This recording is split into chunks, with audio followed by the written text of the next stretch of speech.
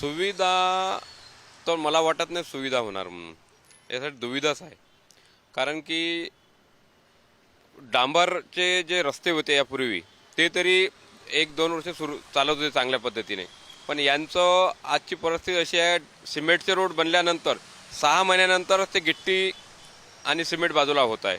कारण की कुठे कुठे तर अशी परिस्थिती आहे, सिमेंट रोड बनल्यानंतर त्याच्यावर डांबरीकरणाचं काम सुरू आहे. कारण ते सिमेंट रस्ता बसला आहे खाली, तुम्ही बघू शकता. हा फक्त 6 महिने झाले आहे हे काम पूर्ण बसून गेला आहे. आणि सिमेंट रोडवर भेगा पडल्या मोठ्या मोठ्या, त्या भेगा पडल्यामुळे बाईक टू व्हीलरवाले चक्के त्याच्यावर घसरून पडत आहे खाली. वस्तीत तर सिमेंट रोडमुळं प्रत्येक घरी पाणी चाललं आहे आतमध्ये. आणि सिमेंट रोडमुळे विहिरीचं पाणी कमी होऊन गेलं आहे, तिथं गरमाट वातावरण तयार झालं आहे.